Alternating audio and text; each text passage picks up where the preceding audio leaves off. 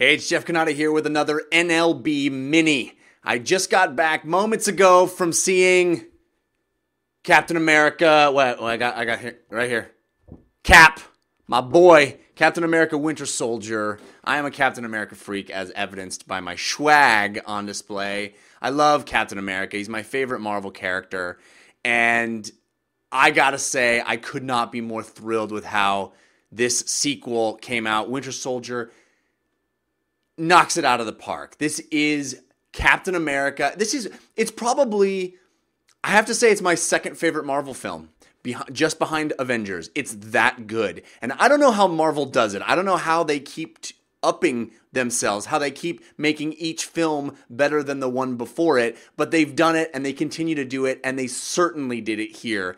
This is fantastic. So many thoughts to get to. First of all, I have to say, the movie opens so perfectly, so beautifully, so wonderfully, setting the tone. And the thing that Marvel gets, and DC doesn't, Warner Brothers doesn't seem to get, is these characters. We need to like hanging out with them. We need to have humor. Now, I get that a Batman movie doesn't have to have a humor. And I get Christopher Nolan's films are fantastic. Batman, dour, sad, intense dude, doesn't need to be humorous. Every other character, every other superhero character, there needs to be a joy to watching them. I couldn't help but compare this movie over and over to Man of Steel and just feel like this is how Man of Steel should have felt. This Captain America movie nails the tone in a way Superman did not. And I know a lot of you commented on my Man of Steel review on this YouTube channel and disagree with me. That's okay. But I think if you watch Captain America Winter Soldier, you will see exactly how to do a superhero right. It's perfect. It's funny. It's charming. He's great. We have those quips, that dialogue that we loved from Avengers carries over. The humor of Iron Man 3 we get in this film as well. We get new buddies and new sidekicks. Also, it's like one of the best Bourne movies I've seen. This is Bourne done with superpowers. And what Marvel understands is that each of its heroes, each of its characters, and each of its franchise films can have a slightly different genre to it. Thor feels very different than Captain America, feels very different than Avengers even, feels very different than Iron Man. These are not slices of the same pie. They each are carving out their own section of the universe and scratching a slightly different itch. Superman doesn't have to feel like Batman. He doesn't have to be dour and morose and melancholy and struggling with these things. There can be a joy in that movie. I'm sorry that I keep comparing them, but I just felt so let down by Man of Steel, and exactly what I was looking for from that movie I found here in Captain America. Cap is the same guy. He's the Boy Scout. He's the guy that does right, and we get such a wonderful portrayal of Captain America. This movie, Marvel does so many things right, one of which is providing a heck of a lot of backstory that I know because I'm a comic book reader, but Marvel Zombie from way back, but the average filmgoer needs a lot of exposition. And there's two really wonderful exposition moments in Captain America Winter Soldier that are done. It really is an info dump. One happens right at the beginning of the movie, and one happens about a third of the way into the movie. And each of them, the info dump itself doesn't feel just like pure exposition, although it is. It's wrapped in this really wonderful moment. So, I was saying, it's a great Bourne movie. It's a thriller. It's a political. It's intrigue. Yeah, it's superpowers and everything's played over the top, but it's still got that thread of intrigue and twists and turns and backstabs and double crosses and surprises that those kinds of movies need to have, and it does that so well.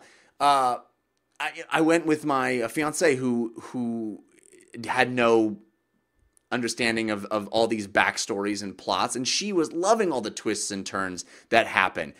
We have a movie that has America right in the title there, Captain America. I love how the plot is really a treatise on where we sit as a country right now. It is speaking about America and our security vis-a-vis our privacy. It is this national debate that we're having in real life is very much had in this movie. So it continues having mythological characters, these huge superhero characters, dealing with issues that are relevant and interesting and topical. I think that's awesome, and I applaud the screenwriters for doing this. But it also has some of the most kick-ass action sequences I've seen in any superhero movie. They nail Marvel movies, man. Kevin Feige, you are so great for shepherding these films because it nails so much of the little details that need to be right. How Cap moves, how he throws a shield and catches a shield and moves a shield, how he uses a shield, how he attacks enemies, how the interplay of super bad guys and super good guys.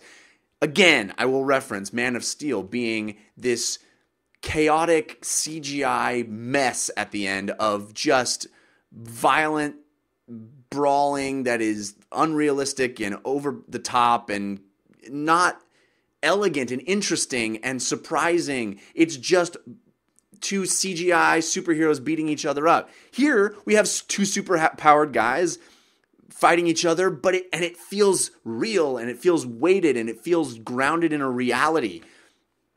I loved that. I mean, we see the Winter Soldier, the main villain in the piece, and I can't believe how right they nailed that character from the comic. I mean, they get away with some really bizarre, crazy comic book ideas on the big screen that no one questions. Like, okay, he's got a robotic arm. All right, robotic arm, that's cool. We're with you. And the look and feel of that character is spot on. They get all the wonderful little Marvel things right down to costume. I love how we reserve Cap's Avengers costume for when he's in the Avengers movie. And here he's mostly an Agent of S.H.I.E.L.D., so he's wearing the Agent of S.H.I.E.L.D. costume. It's everything fits in the universe. All these universe of films fit together and make sense, and the characters have a place that they live in each of these movies and interact in the right kinds of ways. I am continually astounded that Marvel has managed to create this universe of movies. I love it. I can't believe it. I'm living in this reality. And there's some wonderful cameos that happen in this film that are great. Just the fact that one character drops the name Stephen Strange. Well, okay, now we know we're getting a Doctor Strange movie coming, and it's all grounded and part of the universe. I loved it. It had a fun ride. It had great action sequences. It had cool thriller, backstabby double crosses, especially if you don't know the Winter Soldier story that Ed Brubaker wrote. And even if you do, it's still great to see it so well portrayed on screen with some new twists and new interesting things. It's not a verbatim of the comic book story. If you can tell, I'm loving this movie. It really is my second favorite Marvel film ever. I don't think I have a complaint.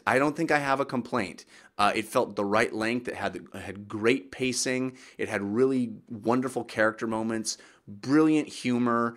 The introduction of the Falcon, the interplay, their friendship that's created is so well done.